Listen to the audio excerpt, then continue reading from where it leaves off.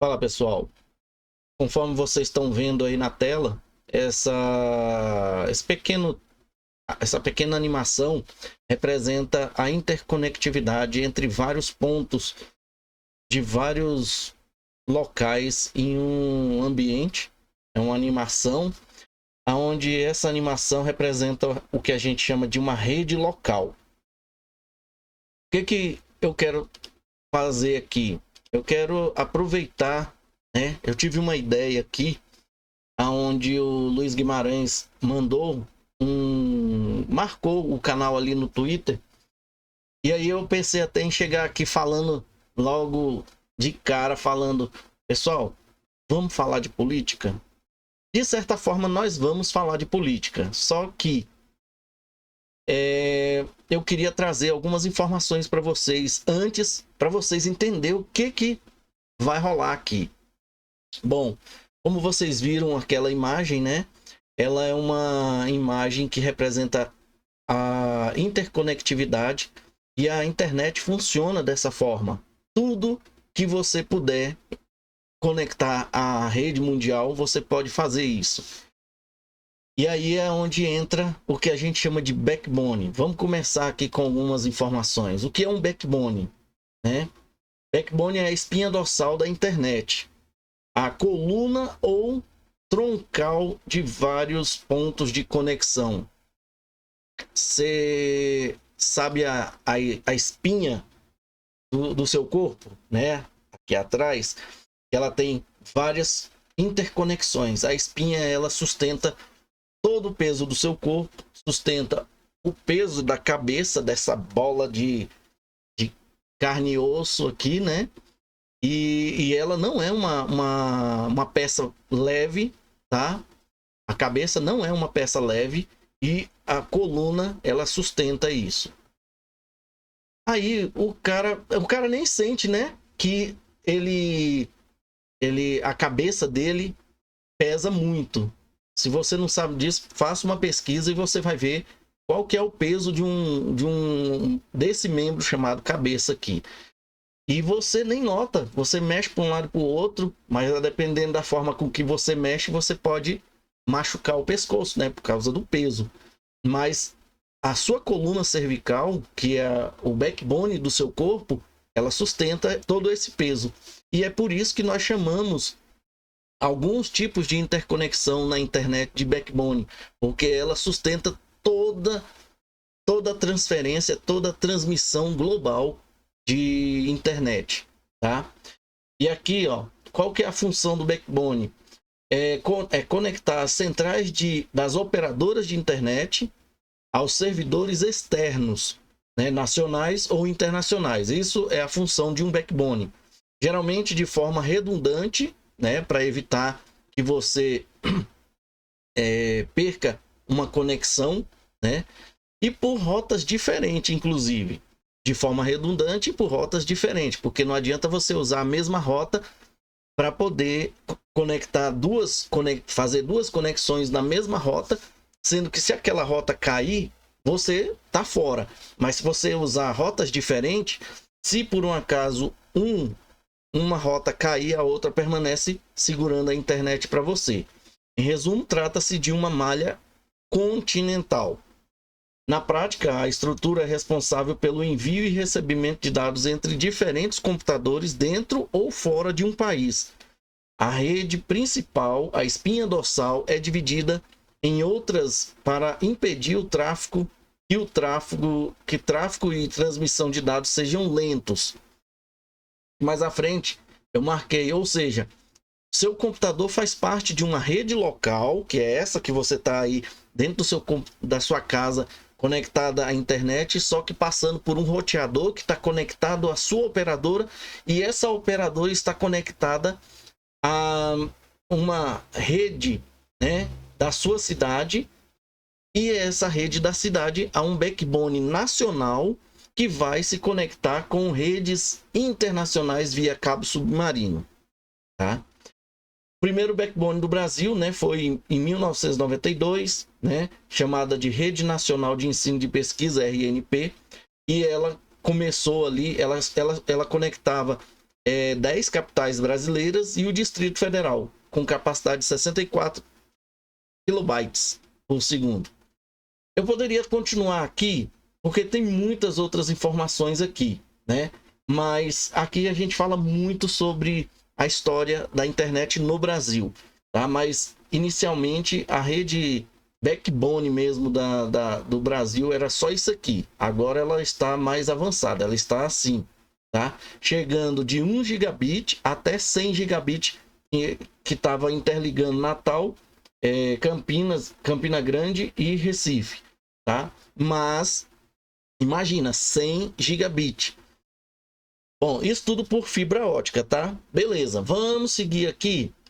Olha só, backbone da internet são as principais rotas de dados entre grandes redes de computadores estrategicamente interconectadas e roteadores principais da internet.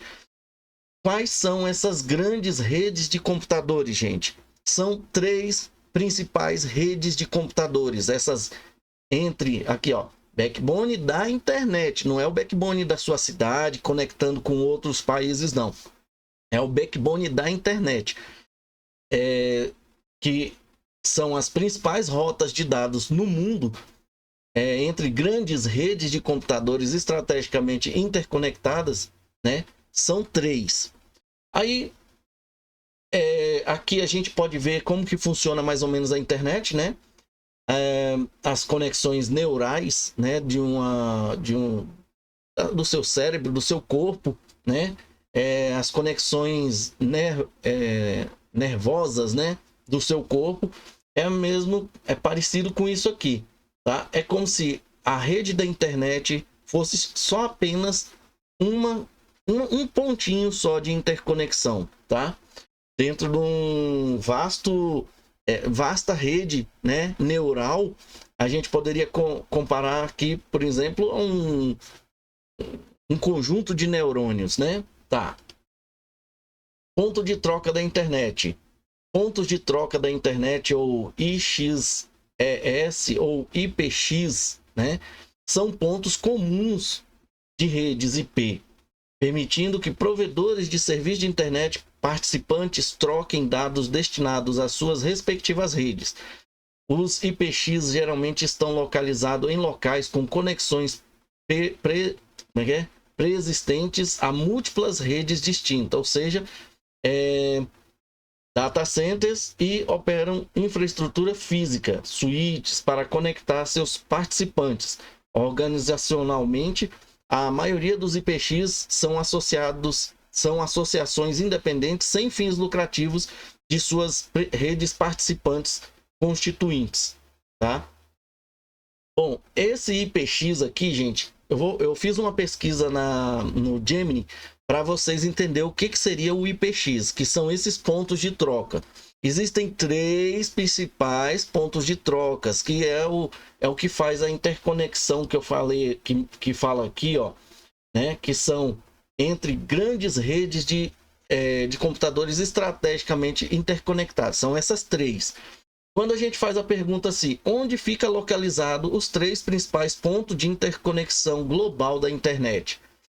A resposta aqui é como se você estivesse fazendo uma pesquisa direto nas páginas de internet, juntando informações, e essa inteligência que faz isso, junta as informações, né?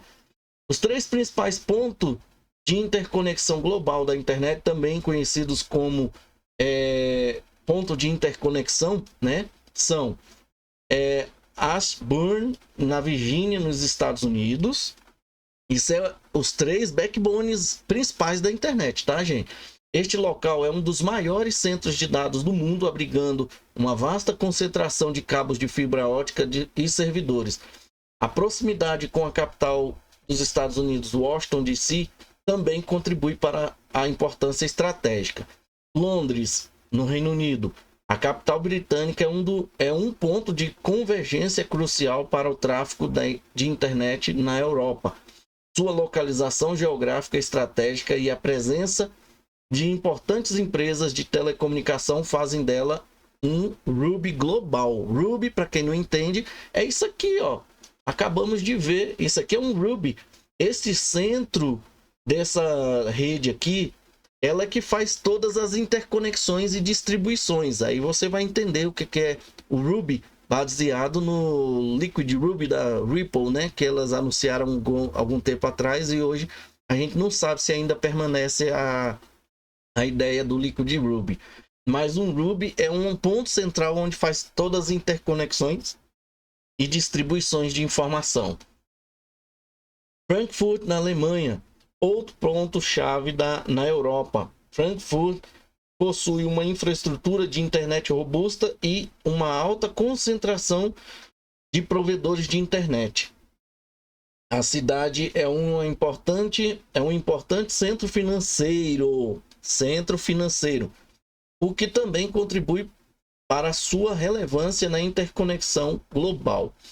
Aí você fala assim, eu achei que pudesse ser o Japão também, né? Dessas três poderia ser o Japão ou talvez até mesmo a Bélgica, né? Por lidar ali com ser a criadora como é que é o nome lá? Da Swift, né? Bom, lembrando que bem aqui assim, onde a gente estava vendo aqui, quer ver? 1973, tá aqui. As primeiras redes de computadores comutados por pacotes, a rede NPL, né, que é um tipo de rede, uma das primeiras redes na época, e a ARPANET foram interconectadas em 1973. E vocês sabem, na Universidade College de Londres. E vocês sabem o que foi criado nessa época também na Europa?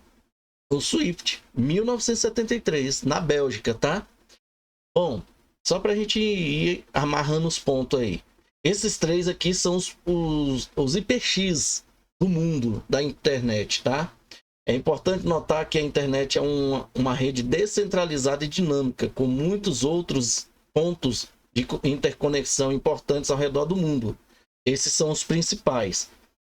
No entanto, esses três locais se destacam pela sua escala e importância na interconexão global. Entenda, estes três locais que eles citam aqui, que a inteligência cita aqui, são os três backbone de internet do mundo. É onde faz as interconexões. Brasil, Estados Unidos, Brasil, Europa. Aí a Europa tem 2 representantes ali, né? Aí eu peguei e fiz uma pergunta assim: onde ficam os principais DNS global de internet? Eu vou fazer uma pesquisa rápida aqui. O que é um DNS? DNS é a sigla para Domain Name System, Sistema de Nomes de Domínio. É um sistema que permite que os usuários acessem a internet digitando nomes de domínio ao invés de IPs, que é aqueles números, tá? Ou seja, você pode digitar www.google.com em vez de digitar o IP da máquina, que você talvez não vá lembrar sempre. Você vai ter que ficar anotando esses IPs para ficar guardando eles. Então, o DNS ele faz uma troca. Ele converte os IPs em nomes, tá? E aqui eu fiz essa pergunta: onde ficam os principais DNS da internet? Gente, os principais são o Google, Cloudflare e também OpenDNS. São 3, tá? É importante notar que esses servidores DNS não estão localizados em um único lugar, mas sim distribuídos em uma rede global para garantir que as consultas DNS sejam respondidas de forma rápida e eficiente, independentemente da localização do usuário. Ou seja, o DNS, os 3 principais são esses, tá? Mas cada par de IP são esses números aqui, ó. Cada par de IP que faz as conversões, né, as traduções dos endereços dessa internet gigante, são únicos. Mesmo que todos os servidores estejam distribuídos pelo mundo, são únicos. E os 3 principais são esses. Aí agora nós vamos falar de política. Aí você vai entender o que eu quero trazer para vocês aqui. O Guimarães marcou aqui o canal e ficou legal aqui, né? Porque nós vamos falar um pouquinho de política. o Eduardo Bolsonaro falando assim: Daniela, meu nome é Eduardo, prazer. Sarcasticamente, ele tá falando assim, né? Mas o que eu queria mesmo era rir com vocês. O que houve? Não estão mais achando engraçado? A propósito, mesmo confiando na sua ótima capacidade investigativa, deixarei aqui abaixo o que o ChatGPT fala sobre sanções OFAC, tá? Vocês lembram da OFAC, que nós falamos dela esses dias? De certa forma, nós estamos falando de tecnologia de finanças internacionais, né? Escritório de Controle de Ativos Estrangeiros, né? É uma agência do Departamento do Tesouro dos Estados Unidos que administra e aplica sanções econômicas. Vamos continuar aqui. Aqui, eu não vou passar o vídeo, mas ele dá um exemplo da turma lá da Globo, né? Falando que Moraes nunca poderia ser sancionado e de repente aqui, um minuto depois, né? Eles praticamente reclamando, né? Falando que os Estados Unidos, Elon Musk, Trump, a administração estava boicotando o cabeça de ovo e que estavam tentando, né? Aqui, ó, ministro do STF cobram reação formal do Itamaraty às ações de Musk e aliados de Trump contra o cabeça de ovo, né? E aí eles começaram a ver que não adianta, porque aqui, nesse ponto aqui, essas pessoas dizem que mesmo que o Trump quisesse sancionar o cabeça de ovo, não teria nada que pudesse fazer com que ele fosse sancionado, porque ele não tem nada de patrimônio fora lá nos Estados Unidos. Só que é mentira, né? Nesse caso, ele, além dele ter lá os seus patrimônios, ele tem conta bancária e tem dinheiro distribuído por vários cantos do mundo. E vários cantos do mundo quer dizer o quê? Pode ser na Suíça, pode ser em vários países aí fora da jurisdição dos Estados Unidos, só que a OFAC, ela tem interconexão. Lembra das interconexões aqui, ó, de rede? Pois é, ela tem interconexões em vários outros locais, tá? Em vários outros países. E aí, cada banco representado por cada país desse tem que seguir todas essas regras.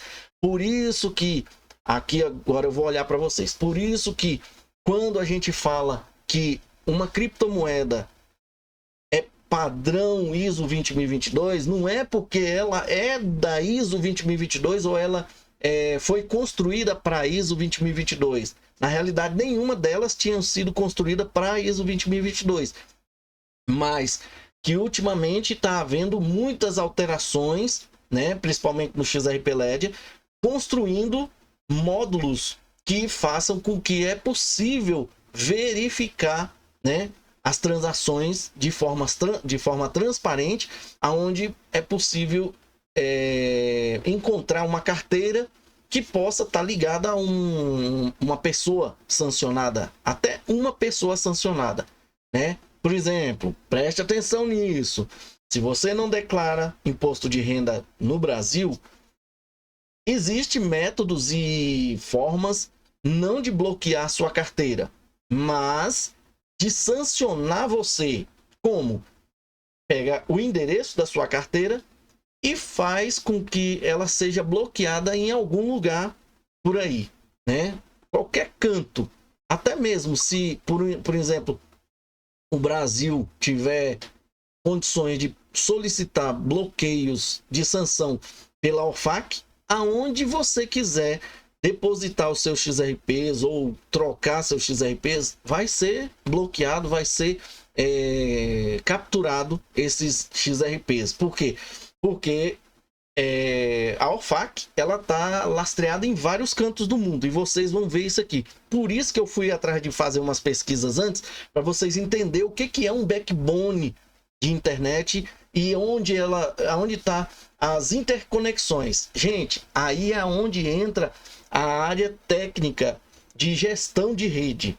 As interconexões, por exemplo, não tem aquele fato do cabeça de ovo querer bloquear um site ou uma rede social, igual aconteceu com o Elon Musk, com o X, né?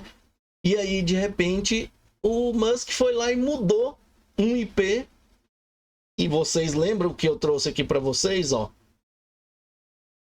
O IP DNS, ele pode estar no Cloudflare, ou pode estar no Google, ou pode estar no OpenDNS, ou pode ser um DNS próprio do próprio Twitter. Só que o Elon Musk simplesmente mudou esse IP, aonde as traduções de nomes de endereço que estava sendo bloqueado com o IP do DNS que ele estava utilizando anteriormente e que estava sendo bloqueado pelos backbones nacionais, que são as grandes redes nacionais, né, de internet.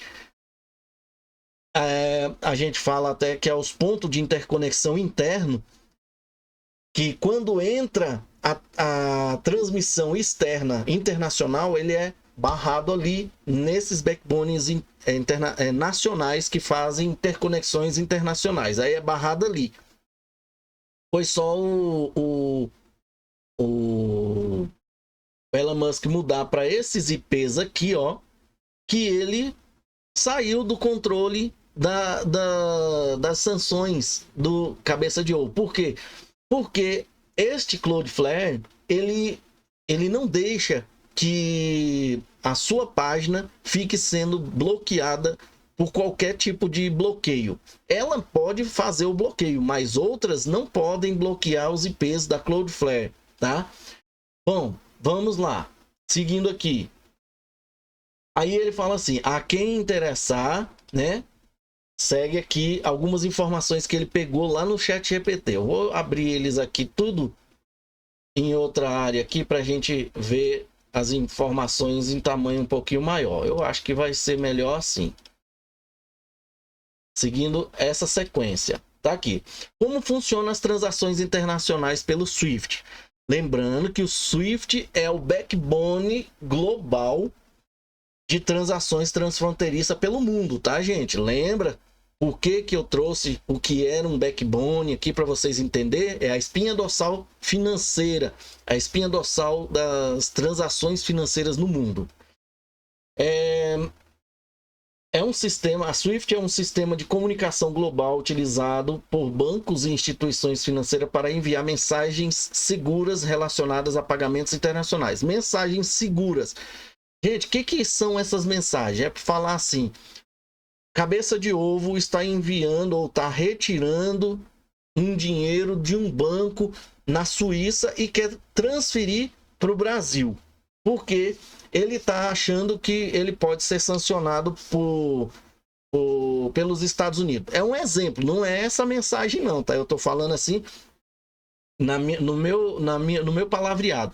Mas na realidade vai aparecer lá o IBAN do banco lá da Suíça, vai aparecer as rotas desse tráfego de mensagem que vai passar por intermediários, e essa informação vai chegar até o ponto inicial, do ponto inicial ao ponto final.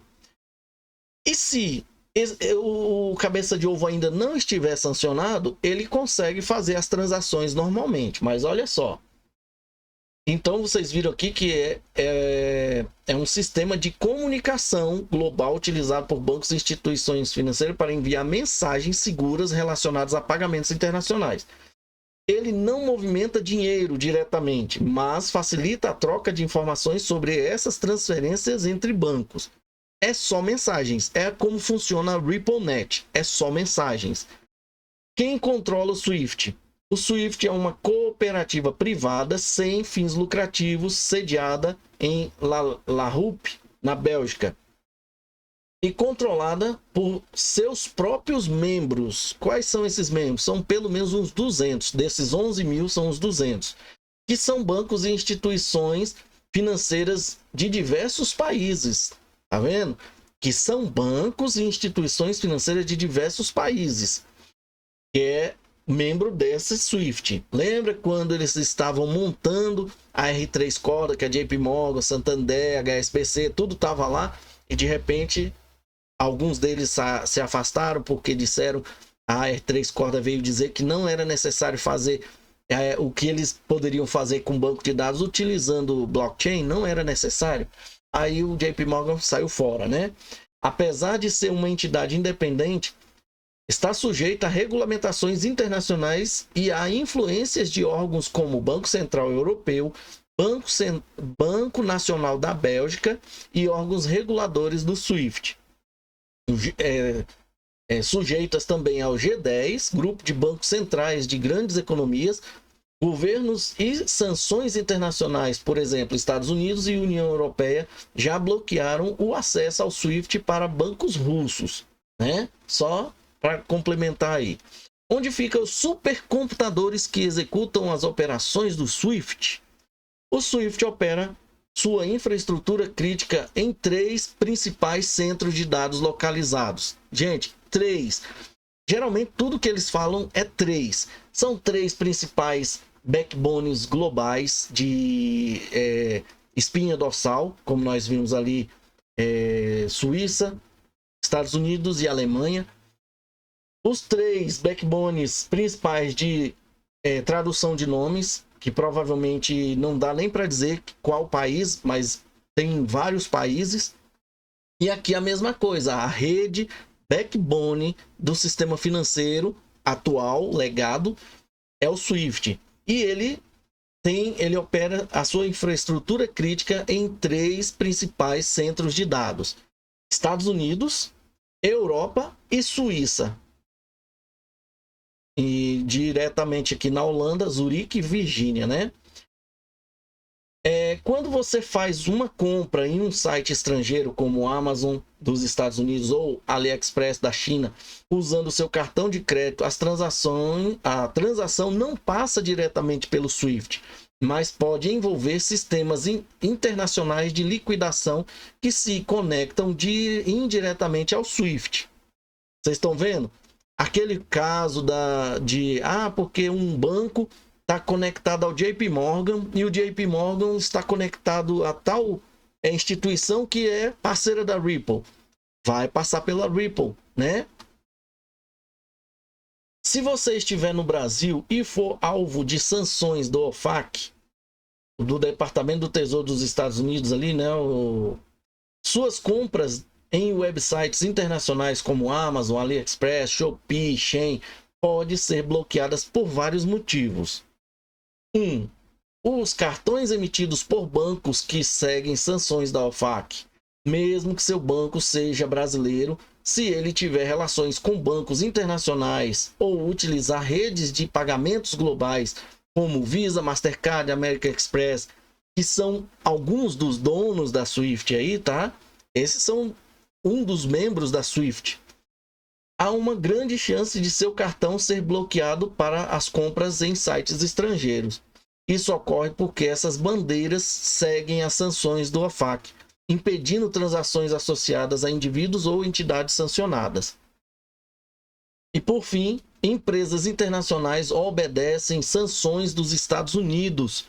A Amazon, como empresa americana, a Amazon segue as regras do OFAC e provavelmente recusaria qualquer compra vinculada a um nome listado em sanções. AliExpress, Shopee, Shein, embora sejam chinesas, essas empresas aceitam pagamentos via redes ocidentais, como Visa, Mastercard, PayPal, e podem bloquear compras associadas a sanções para evitar problemas com o banco correspondente. Monitoramento financeiro global. E a Ripple também, tá, gente? A Ripple também obedece sanções dos Estados Unidos. Então, por exemplo, ela vai fazer uma transferência para o cabeça de ovo dos Estados Unidos para Dubai. Cabeça de ovo está tentando tirar o dinheiro dele dos Estados Unidos e mandando para Dubai. O que vai acontecer? Os Estados Unidos sancionou o cabeça de ovo. A Ripple trabalha também com Dubai.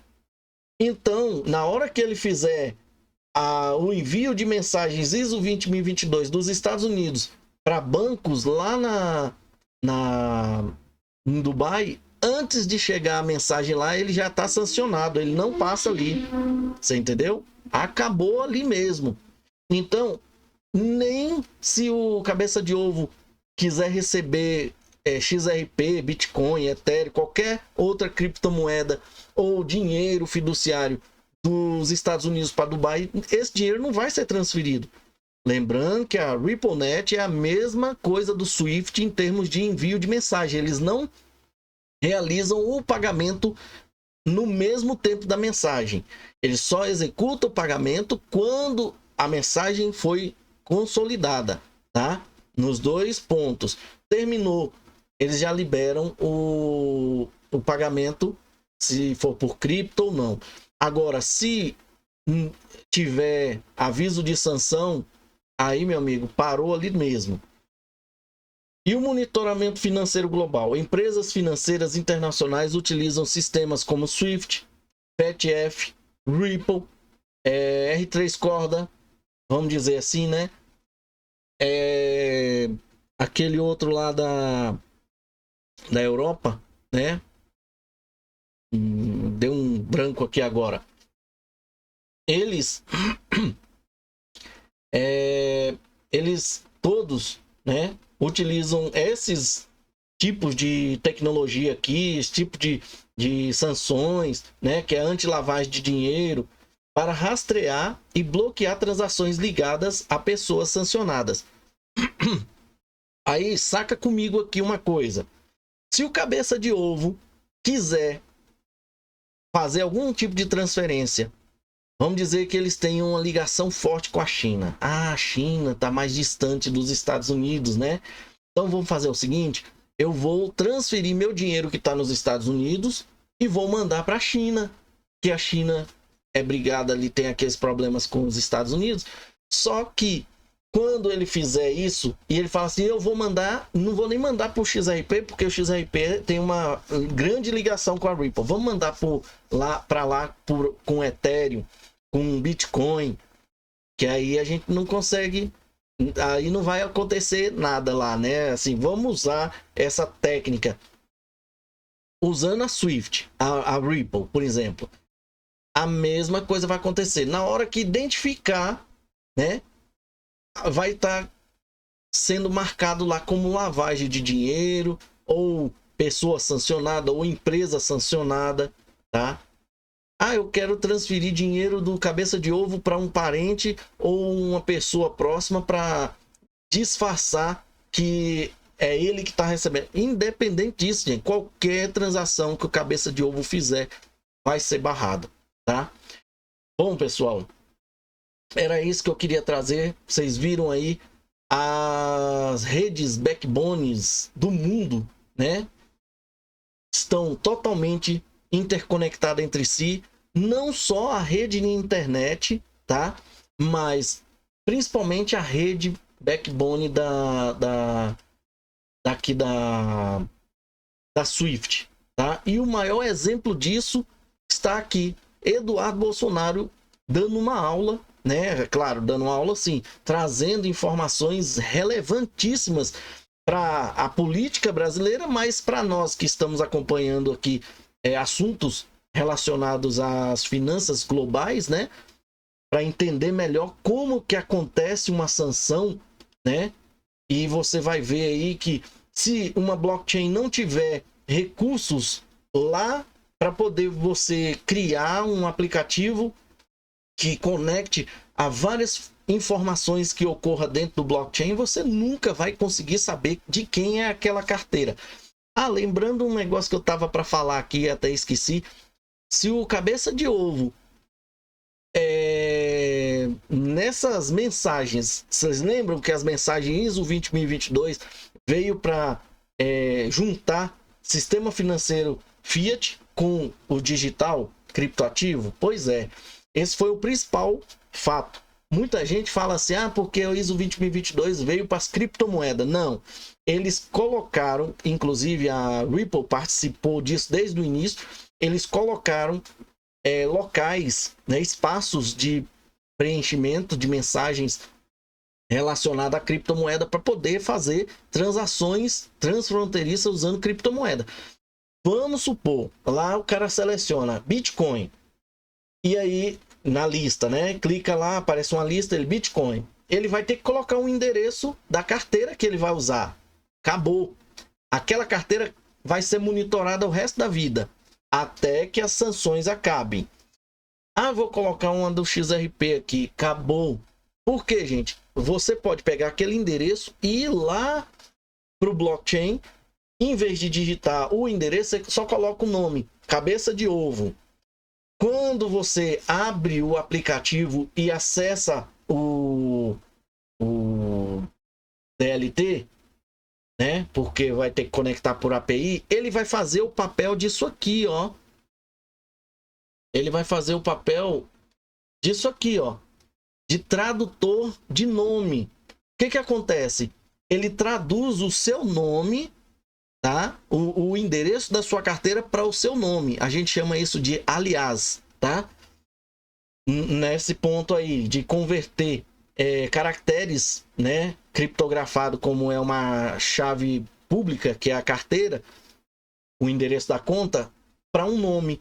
E isso nós vimos ontem. Quem assistiu o vídeo que eu postei até sem thumbnail aí sobre a BlackRock, nós vimos ontem que o nome da BlackRock aparece no lugar do endereço da carteira dele. É uma forma até de preservar o endereço da carteira da pessoa. Chama-se privacidade, né?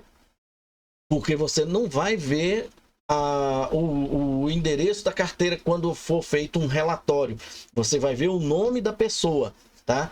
E isso tudo é porque os blockchains têm que estar em conformidade com tudo isso que nós vimos aí, tá? E não é porque o blockchain é baseado em ISO 20022, mas ele está em conformidade com a ISO 20022. E nós fomos lá em cima, voltamos e nos encontramos mais uma vez aqui sobre a ISO 20022, beleza? Entenderam agora como é que funciona o negócio? E outra, com a ISO 20022, até a Swift pode utilizar liquidação utilizando criptomoeda. Aí vai depender do que eles vão resolver. Eles vão querer fazer pagamentos peer-to-peer ou eles vão querer fazer pagamentos com intermediário? Até um tipo de negócio que eles podem criar, né? Você quer mandar por cripto, é mais rápido, é peer-to-peer, e você paga um rim, né, para poder enviar. Agora, se você quiser pagar para enviar, você vai ter um prazo maior, né? Não tanto quanto antigamente, mas vai ter um prazo maior. Vai pagar uma taxa maior pelo fato de ter intermediários, né? Os bancos participantes da rede Swift, né? E aí você vai pagar a metade de um rim. Lá você vai pagar um rim porque você quer rápido, é um rim. Aqui vai demorar um pouquinho, mas é um rim pela metade, né? Você entendeu, né? E ela pode sim utilizar a ISO 20022 a favor dela.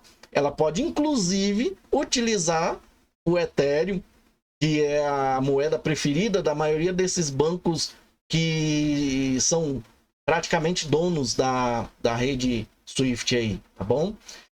Então é isso, pessoal. Espero que vocês tenham gostado. Coloque nos comentários o que vocês acharam dessas informações aqui, tá?